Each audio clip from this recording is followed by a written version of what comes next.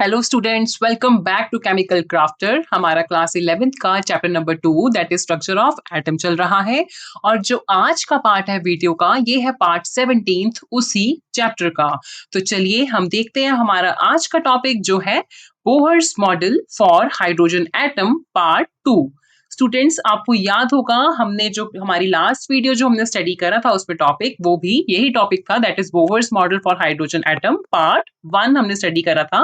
मैंने आपको बताया था वो टॉपिक थोड़ा सा लेंथी है हमारा, इसीलिए उसको मैंने डिवाइड कर दिया था 2 पार्ट्स में। तो आज उसका हमारा पार्ट 2 है। हमने उसमें स्टडी भी किया था कि इलेक्ट्रॉन्स जो हैं वो कैसे न्यूक्लियस के अराउंड एक ऑर्बिट में घूमते हैं यहाँ पे, और हमने साथ ही साथ एंगुलर मोमेंटम के बारे में स्टडी करा था। तो चलिए अब हम उसी टॉपिक को आगे कंटिन्यूएशन में देखते हैं। तो according to Bohr's theory for hydrogen atom, आपको पता ही है कि हाइड्रोजन के बारे में ही हमारे साइंटिस्ट जो नील बोहर थे उन्होंने सारी चीजें ये दी थी। तो आपको पता है हाइड्रोजन के पास कितने इलेक्ट्रॉन होते हैं? उसके पास ओनली 1 इलेक्ट्रॉन होता है हाइड्रोजन के पास। और इन्होंने क्या बोला है, हमारे जो पॉइंट्स थे वो कंटिन्यूएशन में थे। तो stationary states for electron are numbered m is equal to 1 to 3, और ये जो है इंटीग्रल नंबर्स होंगे और इनको हम क्या बोलते हैं? Principal quantum numbers. कहने का मतलब क्या है कि जो हमारी शेल्स होंगी इलेक्ट्रॉन्स की, उसको हम नंबर जो हमारा होगा वो 1 2 3 के अकॉर्डिंग देंगे और हम इसको बोलते हैं प्रिंसिपल क्वांटम नंबर। जैसे एग्जांपल के तौर पे आपको मैं यहाँ पे बताती हूँ कि जैसे हाइड्रोजन है हमारा, हाइड्रोजन के पास तो हमने देखा ना कि उसके पास कितने इलेक्ट्रॉन है? 1 ही इलेक्ट्रॉन है उसके पास। तो अगर हम इसको देखें कि इसके पास कितनी शेल्स होंगी, सिर्फ एक ही यहाँ पे शेल होगी, किसके? हाइड्रोजन के लिए। तो कहने का मतलब कि इसके पास n इज इक्वल टू 1 है यहाँ पे। और जैसे कि हमारे पास ये न्यूक्लियस है, अगर यहाँ पे एटम है कोई, यहाँ पे हो गया n is equal to 1, n is equal to 2, n is equal to 3। तो ये जो हमारा n इज इक्वल टू 1 2 3 जो नंबर हम शेल्स को दे रहे हैं, इसको बोलते हैं प्रिंसिपल क्वांटम नंबर। तो इससे आपको बहुत अच्छे से क्लियर भी हो गया होगा। और आपको ये भी पता है कि जब भी जो हमारा कोई भी ऑब्जेक्ट है, जैसे हम अगर यहाँ पे एग्जाम्पल के तौर पे हम इलेक्ट्रॉन ही लेंगे, कि जब भी कोई भी हमारा ऑब्जेक्ट है, अगर वो सर्कुलर पाथ यहाँ पे गोल गोल सर्कुलर पाथ में अगर हमारा रिवॉल्व कर रहा है, तो उस पर यहाँ पे आपको पता है कि एक यहाँ से कुछ बाहर की तरफ को फोर्स लगती है, इन आउटवर्ड डायरेक्शन यहाँ पे फोर्स लगती है, जिसको हम क्या बोलते हैं? आपको पता होगा, आपने ये फिजिक्स में भी अपने स्टडी करा होगा, इसको बोलते हैं हम सेंट्रीफ्यूगल फोर्स। इसका जो नाम है वो है सेंट्रीफ्यूगल फोर्स। एग्जाम्पल के तौर पे आपने देखा होगा कि अगर हम जैसे किसी पोल को पकड़ के अगर हम उसके आसपास रोटेट कर रहे हैं, जैसे आप देख पा रहे हो ये बच्चे यहाँ पे खेल रहे हैं, तो ये आसपास यहाँ पे इसके पोल के रोटेट कर रहे हैं। तो अगर यहाँ पे आपको, जब आपने कभी ये चीज करी होगी ऐसे, तो आपको फील होगा कि आपके जो आउटसाइड यहाँ पे आउटवर्ड डायरेक्शन की तरफ, बाहर की तरफ एक हमें फोर्स जो है धकेलती है। और जैसे अगर इसका बाई चांस यहाँ से हम हाथ छोड़ दें तो हम बहुत ही इससे दूर जाके गिरेंगे। तो आपको इससे अच्छे से पता लगा होगा कि सेंट्रीफ्यूगल फोर्स किसे हम कह रहे हैं। और यहाँ पे आपने देखा है कि जो इलेक्ट्रॉन है वो बाहर की तरफ यहाँ पे क्या करता है? बाहर निकलता नहीं है। मीन्स कि वो वहां पे अपने जो पाथ है उसका इलेक्ट्रॉन का, जैसे ये इलेक्ट्रॉन रिवॉल्व कर रहा है यहाँ पे, वो अपने पाथ पे यहाँ पे रिवॉल्व करता रहता है। ये नहीं कि इलेक्ट्रॉन यहाँ से निकल के कहीं गिर गया या अपने इसने जो अपना ऑर्बिट है इसको छोड़ के कहीं इधर उधर चला गया, ऐसा नहीं होता। वो अपना बहुत ही अच्छे से यहाँ पे अपने पाथ पे यहाँ पे रिवॉल्व करता रहता है। क्यों? क्योंकि एक फोर्स जो है उसे वो अंदर की साइड पे भी उसके यहाँ पे लग रहा है यहाँ पे। और इस फोर्स को हम बोलते हैं यहाँ पे, जो अंदर की साइड को लग रहा है वो है सेंट्रीपेटल फोर्स, जो अंदर की साइड को लग रहा है। और जो बाहर की साइड को लग रहा था, मैंने आपको बताया था, वो था हमारा सेंट्रीफ्यूगल फोर्स। और ये जो सेंट्रीपेटल फोर्स है, ये आपका कुलम्बिक फोर्स जो है वो हमारा होता है, वो वही होता है। कुलम्बिक फोर्स हो गया या फिर इलेक्ट्रोस्टैटिक फोर्स, ये इसको हम ये भी बोलते हैं। तो यहाँ पे कैसे है कि देखो, एक तो इलेक्ट्रॉन पे यहाँ पे चार्ज है ना, और एक यहाँ पे न्यूक्लियस पे एक चार्ज है। तो यहाँ पे दोनों चार्जेस है, जैसे Q1 Q2, अगर आप इसको देखो तो ये दोनों फोर्सेस यहाँ पे इक्वली लग रही हैं इलेक्ट्रॉन पे, इसलिए इलेक्ट्रॉन अपना यहाँ पे जो है ऑर्बिट वो नहीं लीव करता है, वो इसलिए यहाँ पे यूनिफॉर्मली यहाँ पे रोटेशन करता जाता है, क्योंकि ये जो दोनों फोर्सेस हैं दैट इज सेंट्रीपेटल फोर्स और सेंट्रीफ्यूगल फोर्स, दोनों ही इक्वली लग रही हैं इस पे। तो इसलिए हमारा जो इलेक्ट्रॉन है वो यही वाला पाथ फॉलो करता है रिवॉल्व करने के लिए। साथ ही साथ हमें पता है जो हमारी सेंट्रीफ्यूगल फोर्स होती है उसकी वैल्यू क्या होती है, it is m v square upon r. और यहाँ पे जो इलेक्ट्रोस्टैटिक फोर्स जो हमारी है आपको पता है ये किस किस के बीच में लगती है, बिटवीन टू चार्जेस। तो इसको हम कैसे लिखेंगे, इट इज Q1 Q2। ये हमारी कौन सी हुई, चार्जेस के रिगार्डिंग, कि यहाँ पे Q1 Q2 हो गया और K अपॉन R का स्क्वायर। पर हमें पता है कि यहाँ पे हमारे पास एक तो यहाँ पे न्यूक्लियस में प्रोटॉन होता है और यहाँ पे इलेक्ट्रॉन होता है। तो इसके लिए हमारे पास चार्ज क्या आ जाएगा, ये वाला जो है ये प्रोटॉन का अगर चार्ज है तो आ जाएगा ZE इनटू, और ये हमारा क्या है, electron, that is E into यहाँ पे K हमारा कांस्टेंट है अपॉन R का स्क्वायर।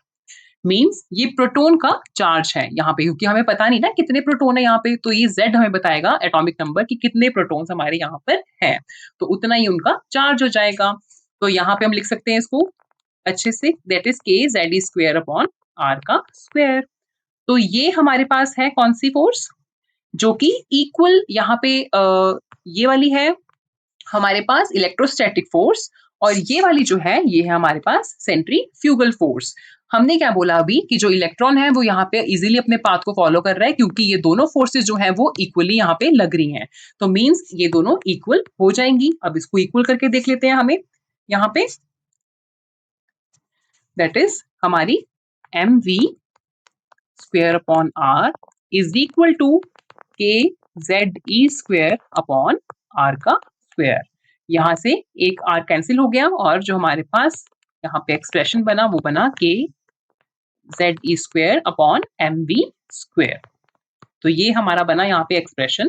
साथ ही साथ हमें पता है सर्कुलर मोशन में हमारा इलेक्ट्रॉन रोटेट कर रहा है तो उस पे एंगुलर मोमेंटम भी लगेगा। एंगुलर मोमेंटम हमने लास्ट टाइम देखा था, हमारा एक्सप्रेशन था, आपको याद आ गया होगा students, NH/2 pi is equal to mv/r। यहाँ से हम v की वैल्यू निकाल सकते हैं, तो v की वैल्यू निकाल लो जरा, क्या हो जाएगी, सिंपल क्रॉस मल्टीप्लाई करके इसको यहाँ पे आप कर दो, और उसके बाद जो हमारी v की वैल्यू है हम इसको यहाँ पे सब्स्टिट्यूट कर सकते हैं। पर यहाँ पे हमें क्या चाहिए, वी स्क्वायर चाहिए, हमारे पास यहाँ पे वी है, इजी रहेगा आपके लिए कि अगर आप इसको यहीं पे स्क्वायर कर लो। तो अगर हम यहाँ पे इसको स्क्वायर कर लेंगे तो क्या बन जाएगा, ये हमारा m square h square divided by 4 pi square m square r का स्क्वायर। अब आप इसको वैल्यू को हम यहाँ पे पुट कर देंगे तो क्या बन जाएगा हमारा, that is r is equal to KZE का square upon m into n square h square, और ये नीचे जब हमारा जाएगा तो ये ऊपर चला जाएगा ये वाला सारा पार्ट यहाँ पे, तो हमारा आ जाएगा यहाँ पे 4 पाई का square m square into r का स्क्वायर। अब जो चीजें हमारी कैंसिल आउट हो रही हैं हम उनको कैंसिल कर देते हैं यहाँ पे, और ये r एक हमारा यहाँ से कैंसिल हो गया। तो अब हमें यहाँ से वैल्यू किसकी निकालनी है, हमें r की वैल्यू निकालनी है। आप r को रखो इधर और बाकी सब चीजें आप उधर ले जाओ यहाँ पे, तो हमारे पास आ जाएगा n square h square upon KZE square 4 pi square m। ये हमारा बना एक्सप्रेशन किसका, रेडियस का, जो कि हमारा इसका नेक्स्ट पॉइंट है हमारे साइंटिस्ट बोहर ने जो दिया है। और यहाँ पे सब चीजें कांस्टेंट है, अगर आप यहाँ पे नोट करो तो ये हमारा h हो गया प्लैंक्स कांस्टेंट, k हमारा कांस्टेंट, ये सब बाकी चीजें हमारी यहाँ पे क्या है, कांस्टेंट है। ये वाली जिसको मैंने आपको यहाँ पे ब्रैकेट में ले लिया, z हमारा कांस्टेंट नहीं है, इट विल वेरी, पर यहाँ पे हम हाइड्रोजन की बात कर रहे हैं तो हाइड्रोजन का हमें एटॉमिक नंबर पता है, वो होता है 1। तो इसलिए अगर हम हाइड्रोजन एटम के लिए वैल्यू दें तो ये हो जाएगा 0.529 n का स्क्वायर, और ये वैल्यू है एंगस्ट्रॉम में। आपको पता है 1 एंगस्ट्रॉम कितना होता है, 1 एंगस्ट्रॉम इज इक्वल टू 10 की पावर -10 मीटर्स। तो ये था हमारा वैल्यू किसके लिए आया हमारा, ये अभी रेडियस किसका, हाइड्रोजन एटम का, उसके इलेक्ट्रॉन का रेडियस हमने निकाला है यहाँ पे। और जैसे ये r is equal to 0.529 n square, n के यहाँ पे प्रिंसिपल क्वांटम नंबर, आपको पता है कि कौन सी हमारी यहाँ पे शेल होगी, उसको हम बोलते हैं n यहाँ पे।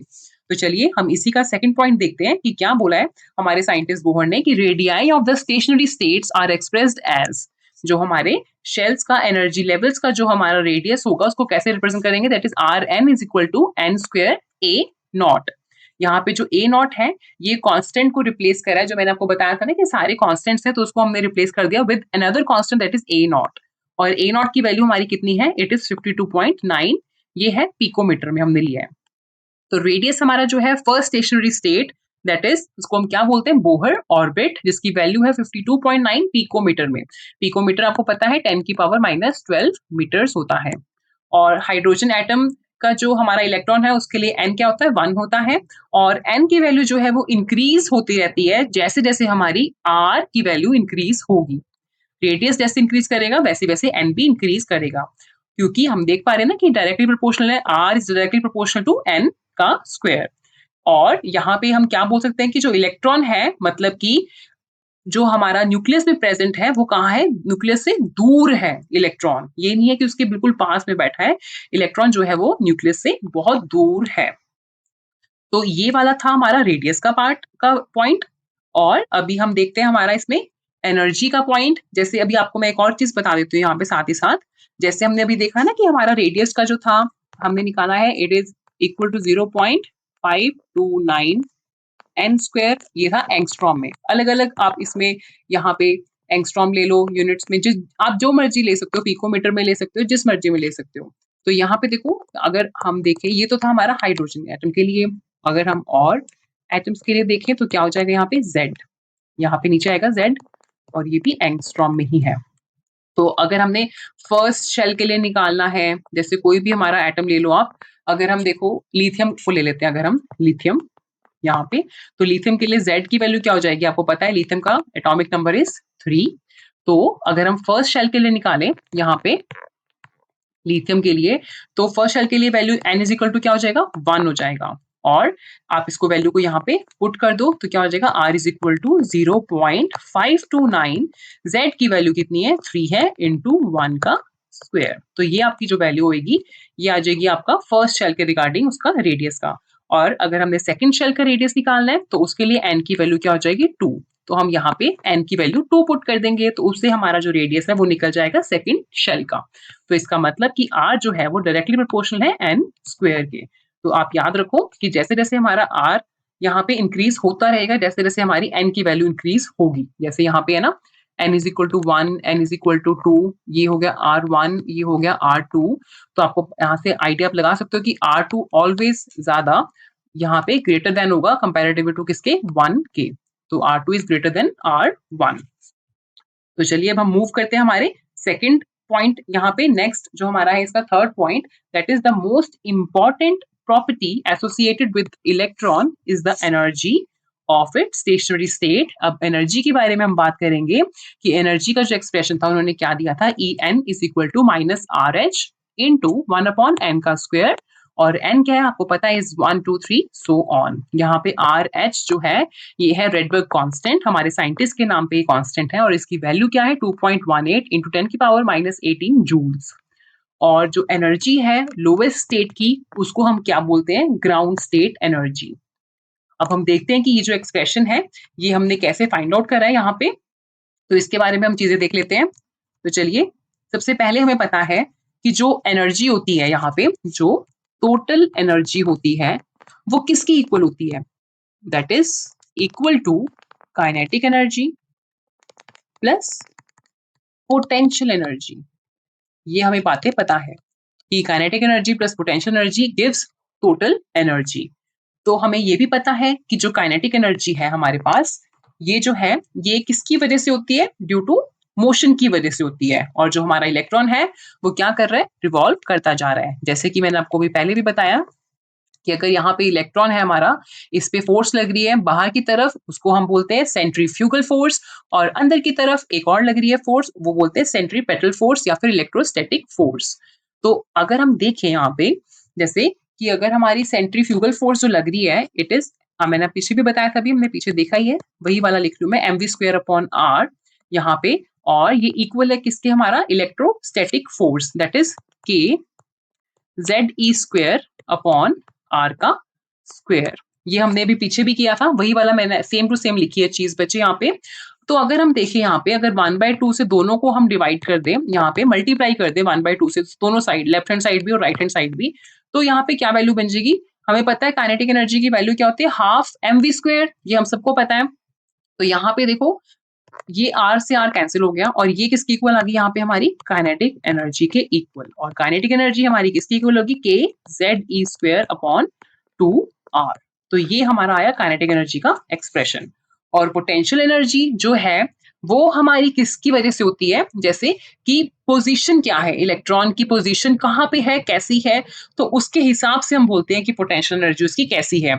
एग्जाम्पल के तौर पे हम देख सकते हैं कि जैसे हमारे पास रबर बैंड है, रबर बैंड इतना है, उसकी कैपेसिटी इतनी है, इतना सा रबर बैंड है, पर हमने उसको यहाँ पे स्ट्रेच कर दिया, यहाँ पे स्ट्रेच कर दिया उसको इतना, ये हमने स्ट्रेच कर दिया बियॉन्ड इट्स लिमिट, इतना इसकी लिमिट थी नहीं स्ट्रेच होने की, पर हमने इसको बहुत जोर से खींचा और हमने ना इसको बहुत ज्यादा स्ट्रेच कर दिया। तो यहाँ पे क्या हुआ कि इसके अंदर जो है पोटेंशियल एनर्जी यहाँ पे क्या हुआ, स्टोर होती जा रही है यहाँ पे, क्योंकि हम इसको जबरदस्ती यहाँ पे स्ट्रेच कर रहे हैं। और जैसे ही हम इसको छोड़ेंगे, जैसे हमने यहाँ पे पकड़ा हुआ है इसको, और जैसे ही हम इसको रिलीज कर देंगे तो रबर बैंड एकदम से यहाँ पे आगे चला जाएगा। तो इसको हम बोलते हैं कि पोटेंशियल एनर्जी। और यही इलेक्ट्रॉन के अंदर भी होगी पोटेंशियल एनर्जी। पोटेंशियल एनर्जी जो है वो क्या है, that is force into displacement. तो यहाँ पे जो फोर्स है वो क्या है, इलेक्ट्रोस्टैटिक फोर्स है, यहाँ पे जो फोर्स लग रहा है दैट इज इलेक्ट्रोस्टैटिक फोर्स है। और डिस्प्लेसमेंट क्या हुई यहाँ पे, जैसे इलेक्ट्रॉन यहाँ पे था पहले, पर हम उसको जबरदस्ती यहाँ पे ले आए, तो ये हमारा डिस्प्लेसमेंट हुआ। इसको हम दे देते हैं value that is r n यहाँ पे, कि इतना हमने इसको डिस्प्लेस कर दिया। तो इसकी वैल्यू हम कैसे लिख सकते हैं वो देख लेते हैं। यहाँ पे मैं इसको इरेज कर देती हूँ। तो जो इसकी वैल्यू होगी वो हम कैसे देंगे, इलेक्ट्रोस्टैटिक फोर्स का हमें पता है, हमने पहले भी लिखा है, दैट इज के Q1 Q2 अपॉन R का स्क्वायर। और हमने जो इसको डिस्प्लेस करा है वो कितना करा है हमने, दैट इज आर एन। तो हम यहाँ पे करेंगे इंटू आर एन। और साथ ही साथ हमें पता है कि यहाँ पे प्रोटॉन है तो ZE आएगा, और एक यहाँ पे इलेक्ट्रॉन है तो E आएगा, और डिवाइडेड बाय R। यहाँ पे भी हम nth की बात कर रहे हैं, ये वाला जो शेल है, तो हम n ही यहाँ पे लिख देंगे रेडियस को भी, तो R का स्क्वायर, यहाँ पे भी आर एन। तो एक R इससे कैंसिल हो जाएगा, और हमारे पास यहाँ पे एक्सप्रेशन क्या बनेगा, that is potential energy is equal to k Z e का स्क्वायर अपॉन आर एन। पर साथ ही साथ आपको ये भी पता है कि देखो रबर बैंड तो जबरदस्ती हम पीछे लाए हैं ना इसको, तो इसकी जो फोर्स है वो इसके बियॉन्ड द लिमिट लगी है, that is in a negative direction लगी है। तो हम इसको रिप्रेजेंट करने के लिए यहाँ पे नेगेटिव साइन लगाएंगे। क्यों, क्योंकि हमने इसको अपोज किया है, जो इसकी डायरेक्शन है वो उसकी अपोज करके हमने इसको मूवमेंट करवाई है जबरदस्ती, तो इसलिए हम यहाँ पे इसको नेगेटिव साइन से रिप्रेजेंट करेंगे। तो ये हमारी निकल गई पोटेंशियल एनर्जी, और हमारी ऊपर निकल गई थी काइनेटिक एनर्जी। अब हम उसको अगर दोनों को हम प्लेस कर दें तो हमारे पास क्या वैल्यू आएगी, अब हम वो देख लेते हैं। टोटल एनर्जी में हमने यहाँ पे वैल्यूज उसकी यहाँ पे सब्स्टिट्यूट करके देखते हैं कि हमारा एक्सप्रेशन फिर क्या बनता है। तो सबसे पहले हमारी जो काइनेटिक एनर्जी की वैल्यू थी वो लिख लेते हैं। सबसे पहले काइनेटिक एनर्जी की वैल्यू जो हमारे पास आई थी वो थी total energy is equal to k ZE का स्क्वायर अपॉन 2Rn प्लस, और यहाँ पे माइनस है, दैट इज के ZE का स्क्वायर अपॉन Rn। Rn हमने देखो यहाँ पे इसलिए लगाया क्योंकि हम nth शेल के बारे में बात कर रहे हैं, यहाँ पे nth शेल। तो इसमें देखो क्या हो जाएगा, जो कॉमन निकल रही चीजें वो कॉमन निकाल लो, और जो कॉमन नहीं निकल रहा है उसको हम यहाँ पे ऐसे लिख लेंगे, दैट इज यहाँ पे 1/2 बच गया, यहाँ से ये कॉमन निकल गया ना, यहाँ पे दोनों चीजें देखो कॉमन है, यहाँ पे 1/2 माइनस 1। इसको कैलकुलेट कर लेंगे तो हमारे पास क्या वैल्यू आ जाएगी, यहाँ पे माइनस के ZE का स्क्वायर अपॉन 2Rn। किसका है ये एनर्जी, टोटल एनर्जी किसकी, हमारे इलेक्ट्रॉन की इन एन एटम यहाँ पे। पर हमें पता है Rn की वैल्यू क्या होती है, हमने अभी भी पीछे निकाला, पीछे वाले पॉइंट पे, इट इज 0.529 इंटू 10 की power -10 n square upon z। अगर हम इसको मीटर्स में लें तो, क्योंकि हम अलग अलग यूनिट्स यूज कर रहे हैं, आप ये याद रखिएगा बच्चे। यहाँ पे Rn की वैल्यू ये हमने ली है, इसको अगर हम यहाँ पे प्लेस करते हैं इसको, तो हमारे पास क्या वैल्यू आएगी, अब वो देख लेते हैं। यहाँ से मैं आपको थोड़ा सा इरेज कर देते हैं, क्योंकि यहाँ पे आपको हमेशा याद रखना है कि हमारी यूनिट्स कौन सी चल रही हैं, किस उसमें यूनिट में ले रहे हैं। हमने पिकोमीटर में भी लिया है, एंगस्ट्रॉम में लिया है, मीटर में लिया है। आपको ये कन्वर्जन सारे आने चाहिए, आप इसको प्रैक्टिस करोगे तो आपको ऑटोमेटिकली ये सारी चीजें आपको याद हो जाएंगी। हमने फर्स्ट चैप्टर में न्यूमेरिकल्स में भी देखा है, हमारे जो भी पीछे हमने टॉपिक्स करे हैं, तो आपको ये याद हो भी गई होंगी अब तक। तो इसमें हमने क्या देखा कि अगर हम इसमें टोटल एनर्जी में वैल्यू पुट करें माइनस के जेड ई स्क्वेयर अपॉन 2 इंटू इसको सब्स्टिट्यूट करते हैं आर एन की वैल्यू 529 इंटू 10 की पावर माइनस 10 इंटू एन का स्क्वेयर और ये जेड यहाँ पे ऊपर चला जाएगा दैट इज जेड। तो ये वैल्यू जो हमारी आएगी that is total energy is equal to ये जो हमारी चीजें हैं यहाँ पे जो कॉन्स्टेंट्स हैं आपको पता है उनको हम यहाँ पे मल्टीप्लाई कर लेंगे आपस में और यहाँ पे हमारी कोई भी चीज कैंसिल आउट नहीं हो रही है। तो ये जो हमने वैल्यू पुट कर दी यहाँ पे तो हमारे पास एक वैल्यू बनती है दैट इज 21.8 इंटू 10 की पावर माइनस 19 जेड का स्क्वायर अपॉन एन का स्क्वायर। जूल्स में है हमारी पास, जूल्स पर एटम में। ई हमारा इलेक्ट्रॉन का चार्ज है यहाँ पे आपको पता होगा और जेड हमारा एटॉमिक नंबर है यहाँ पे। तो हमारे पास जो वैल्यू बनी है वो बनी है दैट इज 21.8 इंटू 10 की पावर माइनस 19। आपको इसमें एक्सप्रेशन को नहीं देखना है, सिर्फ आपको जो याद रखनी है वो चीज आपको क्या देखना है, सिर्फ आपको ये जो फॉर्मूलाज निकल रहे हैं ना ये याद रखना है, ये न्यूमेरिकल्स में काम आएंगे। डेरिवेशन आपके सिलेबस में नहीं है, आपको सिर्फ समझाने के लिए मैं यहाँ पे कर रही हूँ। और अगर हम इसको इलेक्ट्रॉन वोल्ट में देखें तो कितनी वैल्यू हो जाएगी minus 13.6 into Z square upon n का स्क्वेयर। ये है इलेक्ट्रॉन वोल्ट में, क्योंकि हमें पता है 1 इलेक्ट्रॉन वोल्ट स्टूडेंट्स 1.6 इंटू 10 की पावर माइनस 19 यहाँ पे जूल्स होते हैं। तो ये इलेक्ट्रॉन वोल्ट में हमारे पास आ गई। अगर हम किलो जूल में देखें तो क्या हो जाएगा, total energy is equal to -1312 Z का स्क्वायर अपॉन एन का स्क्वायर, ये है हमारा kilojoule per mole, electron volt per atom में है। और जेड हमें पता है हमारा जेड इज एटॉमिक नंबर। तो ये हमारे फॉर्मुलेज हैं, इनको आप बहुत अच्छे से बच्चे याद करना आपने, क्योंकि न्यूमेरिकल्स में ये यूज होंगे। क्योंकि हमेशा आप इसको डेरिवेशन को ड्राइव नहीं करोगे फॉर्मूला फाइंड आउट करने के लिए, न्यूमेरिकल्स को जब आपने यहाँ पे यूज करना है फॉर्मूला तो फटाफट से आपको फॉर्मूला याद होगा तो आप न्यूमेरिकल को इजिली सॉल्व कर पाओगे। तो आपको इन सब फॉर्मूलाज को यहाँ पे याद करना है। जेड आपको पता लग गया, इट इज एटॉमिक नंबर। तो हमने यहाँ पे देखा हमारी जो एनर्जी थी वो क्या आई है, that is are H into 1/n का स्क्वायर। और अगर हम यहाँ पे एनर्जी निकालें किसकी, फर्स्ट शेल की यहाँ पे, तो हम कैसे निकालेंगे, दैट इज -2.18 इंटू 10 की पावर 18। यहाँ पे क्या है z की वैल्यू और ये क्या है हमारी n की वैल्यू। तो हम इसको यहाँ पे प्लेस कर देंगे और हमारे पास यहाँ पे वैल्यू आ जाएगी। और एनर्जी हमारी अगर हम n is equal to 2 shell का देखें तो क्या हो जाएगा, यहाँ पे n की जगह पे 2 आ जाएगा, 2 का स्क्वायर हो जाएगा, ठीक है। तो आपकी यहाँ पे वैल्यू निकल जाएगी इजिली अगर आपको फॉर्मूला याद होगा। और अब हम देखते हैं कि जो नेगेटिव साइन है उसका क्या सिग्निफिकेंस है, कि जब इलेक्ट्रॉन हमारा फ्री है किसके इन्फ्लुएंस से, न्यूक्लियस की, बहुत दूर है न्यूक्लियस से, तो जो एनर्जी जो है उसकी हम क्या लेते हैं इलेक्ट्रॉन की, वो हम 0 लेते हैं। जो इलेक्ट्रॉन है जैसे एनर्जी उसकी 0 है तो वो कौन से एनर्जी शेल के साथ एसोसिएटेड है, वो n is equal to infinity. इसको हम बोलते हैं कि जो इलेक्ट्रॉन है वो बहुत ही दूर है न्यूक्लियस से। और हम अगर हाइड्रोजन एटम की बात करें तो उसको बोलेंगे हम ionised hydrogen atom, n is equal to infinity पे। आयनाइज मतलब उसके ऊपर चार्ज होगा।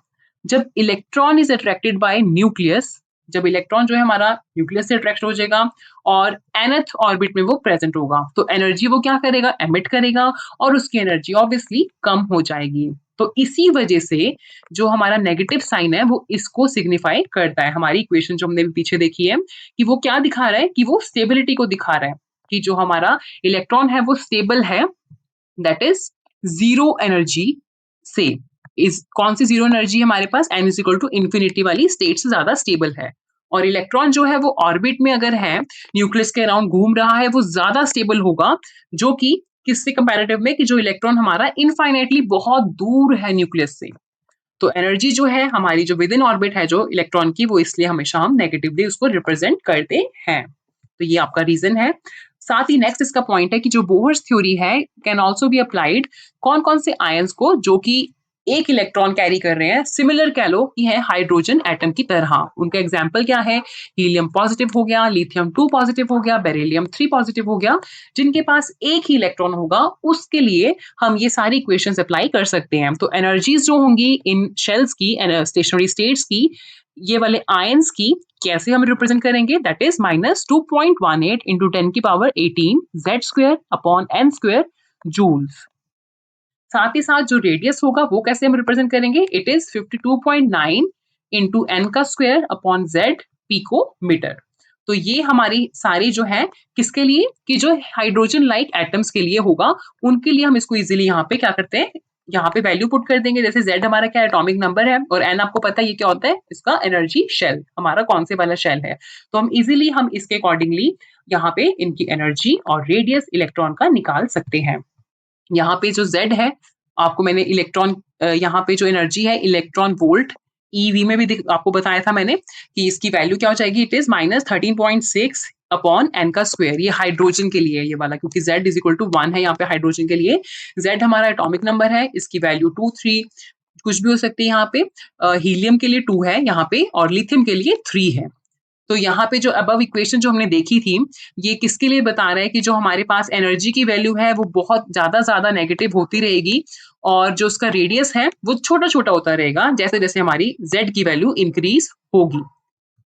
यहाँ से आप देख पा रहे हो ना यहाँ पे, क्योंकि Z हमारा क्या है, डायरेक्टली प्रोपोर्शनल है एनर्जी से, इसलिए। और इलेक्ट्रॉन जो है हमारा कि वो उतना ही टाइटली बाउंड रहेगा न्यूक्लियस के साथ में। तो इससे सारी चीज़ें आपको क्लियर हो गई होंगी साथ ही। नेक्स्ट हमारा इसमें क्या है, it is also possible to calculate the velocities of electrons moving in these orbits. Velocities भी हम इसके कैलकुलेट कर सकते हैं, पर हमारे यहाँ पे क्वालिटेटिवली अगर हम देखें जो मैग्नीट्यूड है वेलोसिटी का इलेक्ट्रॉन के, वो इंक्रीज करता है with increase of positive charge nucleus के ऊपर जितना होगा, और डिक्रीज करता है जैसे जैसे हमारा प्रिंसिपल क्वांटम नंबर यहाँ पे इंक्रीज करेगा। यहाँ पे एक एक्सप्रेशन है आपका वेलोसिटी के लिए, दैट इज क्या है, v, हम nth शेल की अगर बात करें तो ये हो जाएगा 2 पाई e² Z अपॉन NH। आपको पता है यहाँ पे H is Planck's constant, E हमारा इलेक्ट्रॉनिक चार्ज, Z इज हमारा एटॉमिक नंबर, N हमारा principal quantum number, pi is constant that is 22/7 इसकी वैल्यू होती है। तो यहाँ पे ये सब हमारा वेलोसिटी का एक्सप्रेशन है। अगर हम इसको पुट कर दें जो इसके कांस्टेंट्स की वैल्यू है, तो हमारे पास जो वैल्यू आएगी 2.188 इंटू 10⁸ Z अपॉन N, ये है सेंटीमीटर पर सेकेंड में। तो ये हमारी वेलोसिटी के एक्सप्रेशंस बनते हैं। आप स्टूडेंट्स इसको अपने एक कॉपी के पेज पे लिख लो, सारे जो हमारे एनर्जी, वेलोसिटी, रेडियस, ये सबके जो फॉर्मूलेज हैं आपको ये सब लिखने हैं, क्योंकि ये बच्चे न्यूमेरिकल्स में ना बहुत यूज होने वाले हैं। ये हो गया एनर्जी का, ये हो गया रेडियस का, ये हमने वेलोसिटी का जो भी किया है हमने, ये सब चीजें बहुत ही ज्यादा यूज होंगी। जब हम न्यूमेरिकल सॉल्व करेंगे तो आपको पता चलेगा कि फॉर्मूला अगर हमें याद है तो हम फटाफट से वैल्यू उसमें प्लेस करके अपना हम आंसर निकाल सकते हैं। तो ये हमारा टॉपिक इसका कंप्लीट हुआ, Bohr's model for hydrogen atom. No doubt Bohr's का जो मॉडल है ये इनकम्प्लीट है, क्योंकि ये कुछ ही एटम्स पर अप्लाई होता है, जैसे हाइड्रोजन लाइक एटम पे ही अप्लाई होगा। अभी हमने देखा कि जैसे लिथियम पे अप्लाई होगा, बेरिलियम 3 पॉजिटिव पे अप्लाई होगा, तो इसलिए कह सकते हैं ये थोड़ा इनकम्प्लीट है।